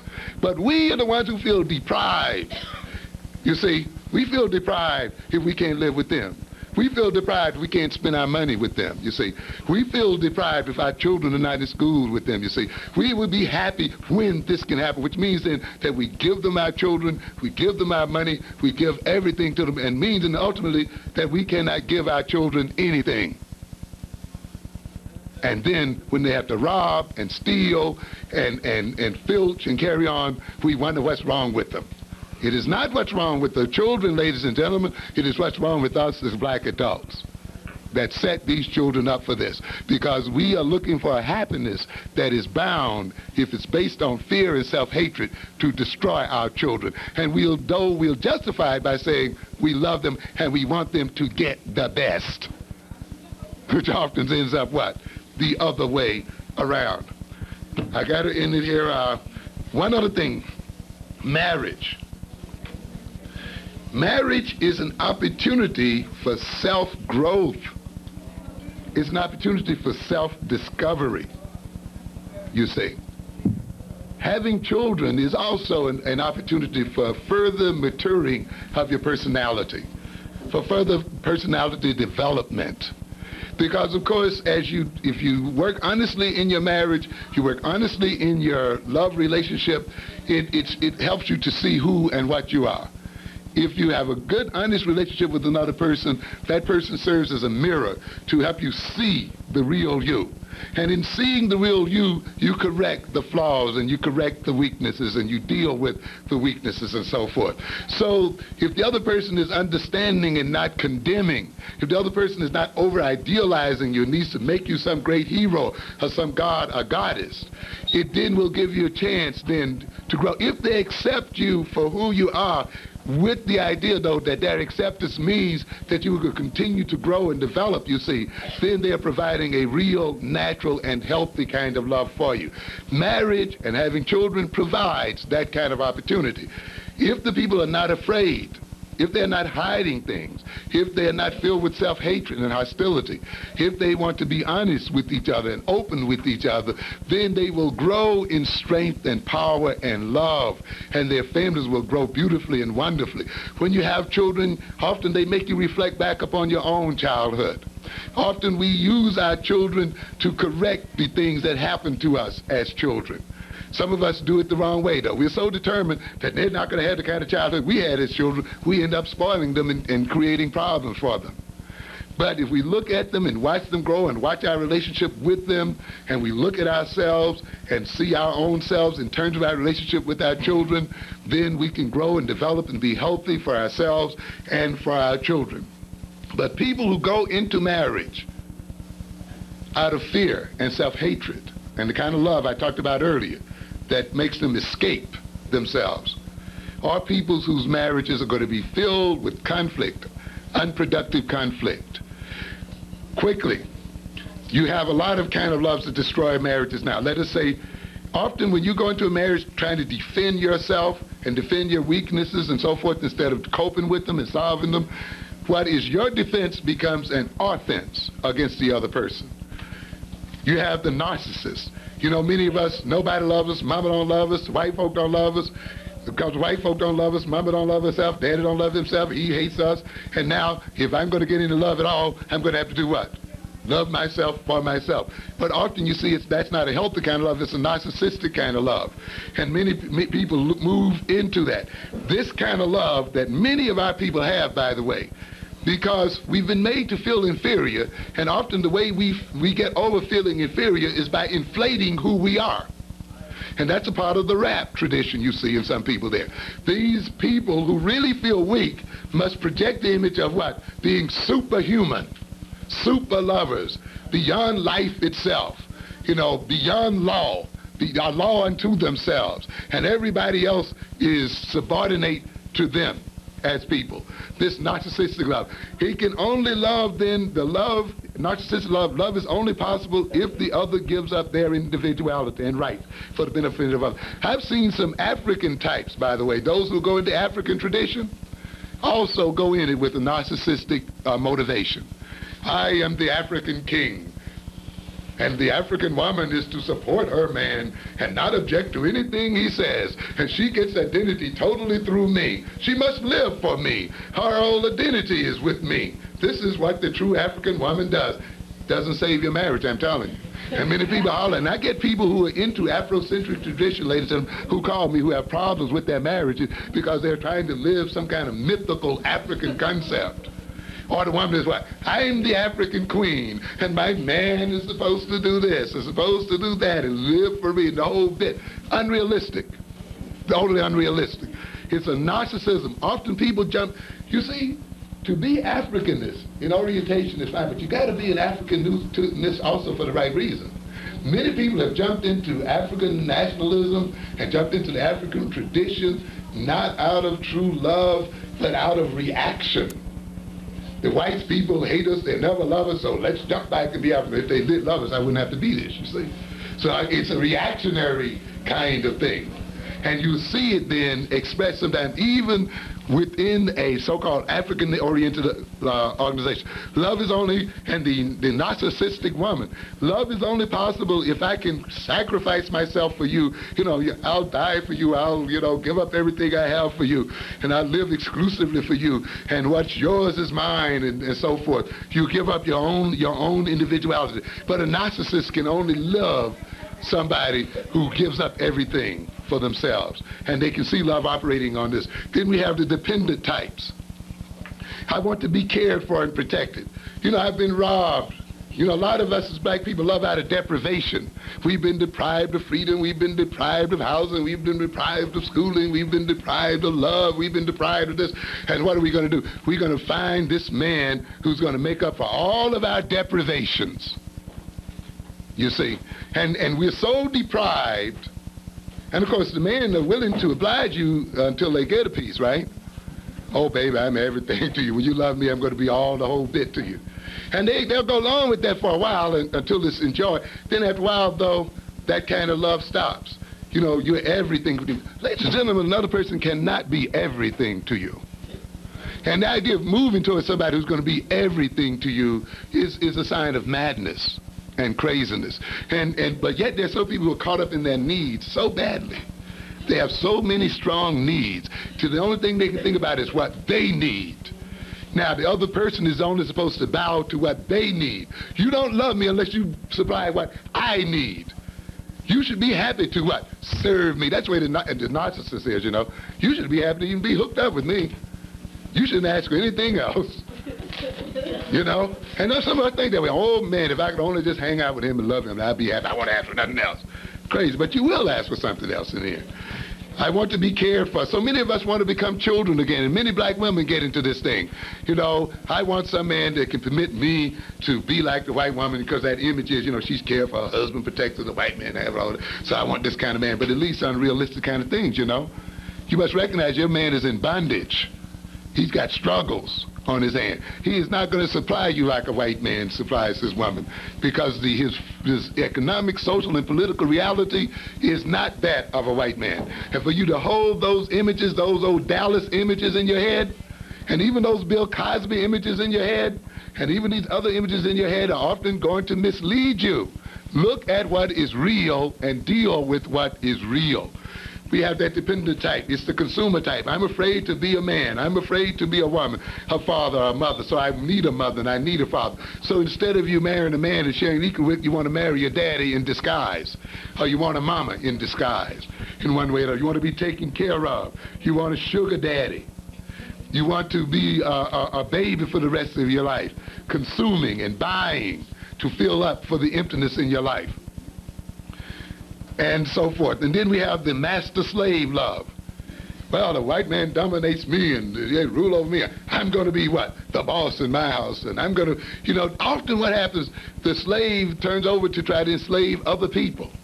And so if he can't enslave the white man, he feels like a slave to the white man, he'll make sure one thing, his wife is going to be a slave to him. And his children are going to be a slave to him. And nobody is going to have a right to rule over him or have anything to say. He who does not want to be dominated must dominate others. And he sees his wife as being independent, as having a mind of her own, as her attempt to dominate him, to rule him, to make him look bad. So often he can only love a slave, a dumb woman, or somebody who doesn't have, who he figures will not challenge him or see through his weaknesses. We have the phallic lover, you know, the Mr. Man.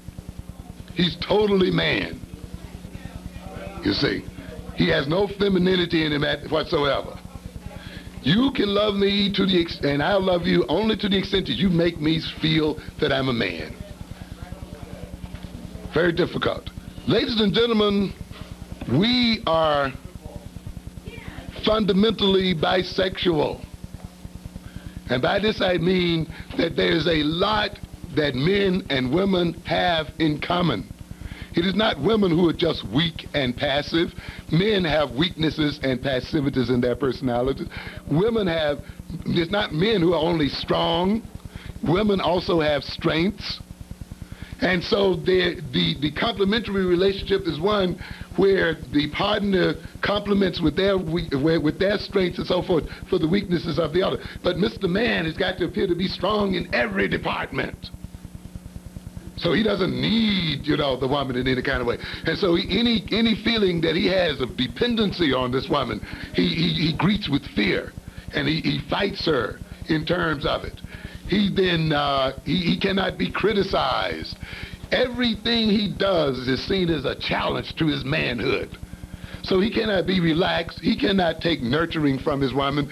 He cannot let her take care of him at times because he thinks that makes him a woman, you see. But it is the feminine in the man that is the bridge to his understanding of a woman.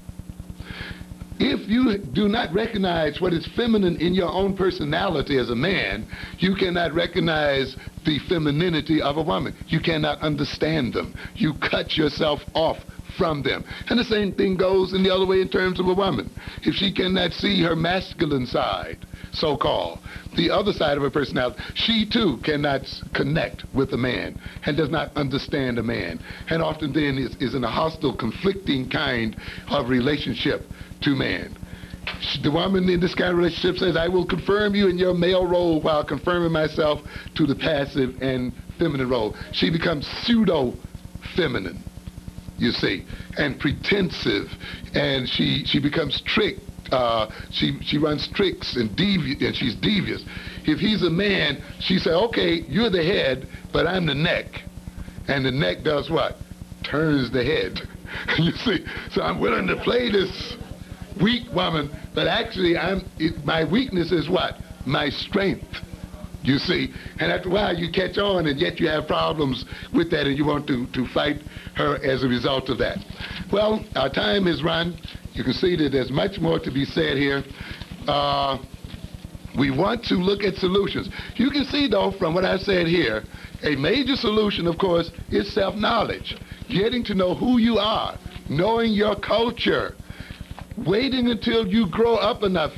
14, 15, 16, 17 years old is not being grown. It is not being mature. You do not know yourself. You're still in the midst of getting to know yourself. You're at the very age of conflict and trying to get to know who you are and what you are as an individual. Your elders do have something to tell you. They do have experience to talk to you about. I've gone through it. I've gone through all the ages to get where I'm from. And I recognize that even though I might have thought I was a man that felt 15 or 18 or 25, there's a fundamental difference between being 25 and 35. If you really opened your eyes, if you've really seen something and understand something. I don't care how sexually active you are. I don't care how many men you've had or women you had, how many drugs you've taken, how many other things you've done. At 16 and 17, you are still not 25. You are still not 35. You still have not seen all and what it is all about. You still have not developed the maturity yet to really deal with what life is about. To say, well, I've done everything, I've seen everything. It takes more than that, just doing and seeing. Growth takes time. It's going to take time, and there's no way you can skip over it. You have to take the time to do it. Listen to your elders. They do have things to say, and they sound old-fashioned, and they may be at times old-fashioned, but often they have a lot to tell you. Self-confidence. Do what you fear. Don't run from school because you fear failure. Face up to it and do what you're going to do. Work toward liberation. We've got to initiate our boys and girls into manhood. The African societies did not let you marry until you were ready for marriage. This is the only system that does not prepare its youngsters for marriage and family. You know, they just say, well, we'll teach you math, we'll teach you science, we'll teach you chemistry, we'll teach you computer science and so forth, but they don't teach you the most important thing about life. And that's how to love and be loved, how to relate and relate to other people and be related to. You'll come home with that money from your computer science check, and you'll come home from that big job down there in Wall Street, but you'll come home to children who are rebelling against you. You'll come home to a wife that's tipping out on you, her husband is tipping out on you, or somebody who's mistreating you and not respecting you. And then you recognize, despite all the money you're making, despite all the position you've gained and the status you have, you are yet what? Unhappy. And yet it is happiness that you want more than anything else. But the college you went to, the high school you went to, the church you went to, didn't teach you about love and loving and building and growing. And the system isn't designed for that because it just wants to exploit everybody in it in one way or the other. It exploits you one way or the other. The African system, though, when you were going to go into manhood, you didn't say, well, I'm 15 now and I can get hooked up. No way. You're going to go through an initiation rite. You're going to show that you can face that tiger by yourself. Which says what? That I know how to deal with my fear. That I know how to take a challenge. You're going to show that you can take the pain of circumcision because it teaches you how to suffer and teaches you patience. You're going to put up with the kinds of rights and the kinds of demands that that system puts on you because it's going to turn you into a man to teach you how to be patient with suffering, to maintain commitments. It's going to teach you how to trust your buddies because the only way you may solve this problem that your elders put before you is that you got to trust your buddies and you got to put faith in them and you got to work together. It's going to teach you cooperation. It's going to teach you how to make love. Certainly, it's going to tell you, look, okay, you're going to make love. You can't hold yourself down. Well, at least this is the way of making love. You know, you don't have to ejaculate every time you make love to a woman, you know. There is a difference between, you can have orgasm without ejaculation as well, by the way. There is a way of loving a woman that makes ejaculation almost an unnecessary bother. You don't want to be bothered with that. The ability to love, you see, and you can get over this 5-minute Joe kind of business, you know. where people jump in there and they jack it off and carry it on before they can all get in, and where, in a sense, a woman is a masturbatory tool for you, where her vagina it just takes the place of your hand, and many of you use a woman that way. There's another way of loving a woman, because when you love the woman, you can also have a sense of responsibility, of social responsibility, that says, if I love you and if I truly respect you, I'm not going to end your high school career before you're through. I'm going to permit you to go on and develop yourself as a woman. A man that's going to lay a baby on you as a woman, and is going to end your school career and end your educational career and end your ability to develop your skills and your talents as a woman, is a man that does not love you, girls. You must understand that. There is not love there. A man that truly loves you is not going to put a burden on you to prove how much you love him. You say, well, prove how much you love me by not laying this burden up on me as a person.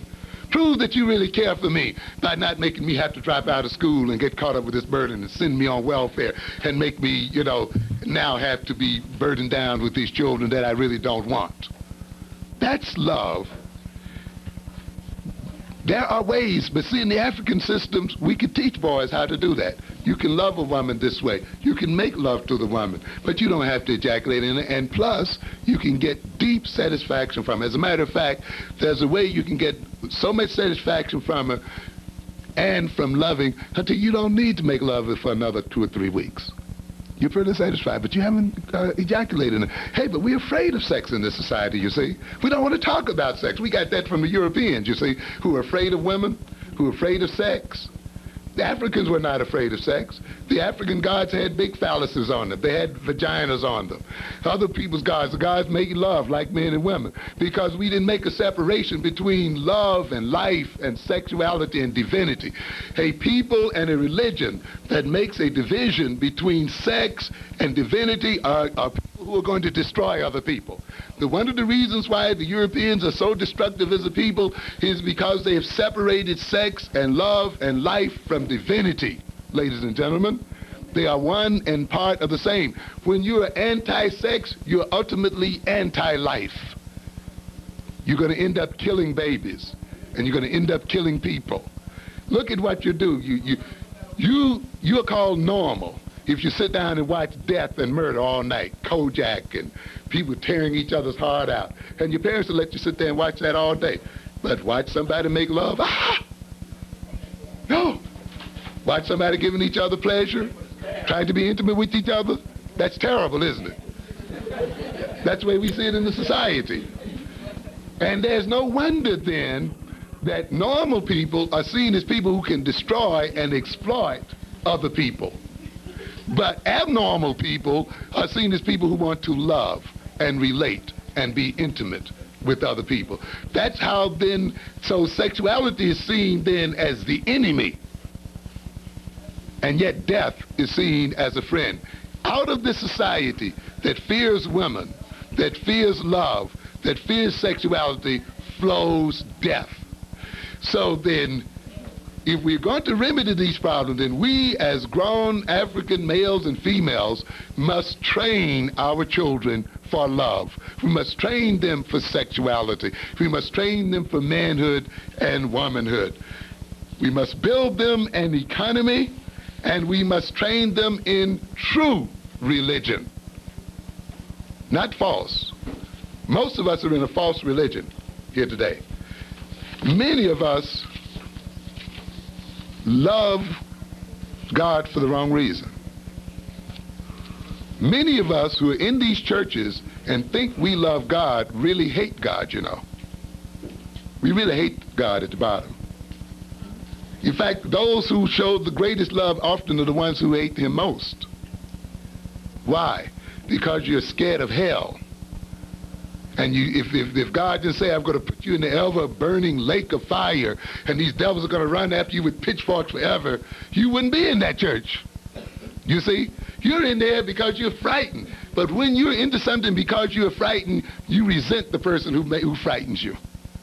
But then you're caught because God said, if you tell me you hate me, then that's what? Blasphemy, and I'm going to really jam it to you. So now you really hide all of that. Oh, I love you, I love you, I love you. I think none of you but to love.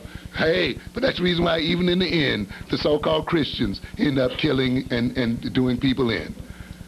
That's why often, if some person doesn't belong to your denomination, you hate them. You want to destroy them. In fact, you were taken into slavery because the whites say, well, these are not Christians, and we can use them any way we feel like it. Anybody who's not a Christian is a heathen, and therefore we can use them and enslave them and beat them up like animals and hang them and lynch them and do anything we want to them. And often then you see, that's why hate, dissension, false pride, and all other kind of stuff dwells within the church itself, because people come into religion out of fear and resentment of God. You are religious and right because it is right, because the consequences are the best consequences of all, not because you're trying to get some insurance against hell. Then you have to give your children a true and deep religion. Thank you very much for your attention.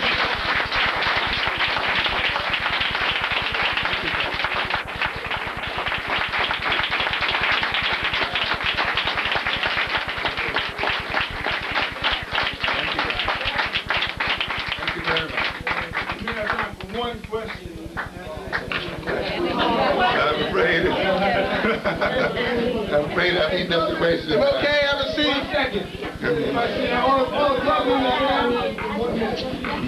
That was excellent.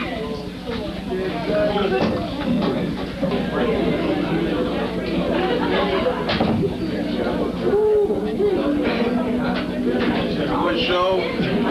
Of Our Children Incorporated. In America, we as black people find ourselves in a state of war. And if we are going to be victorious, we have to have an understanding as to who are our friends and who are our enemies. Please, let's not be confused. The black man is not the enemy of the black woman, and the black woman is certainly not the enemy of the black man.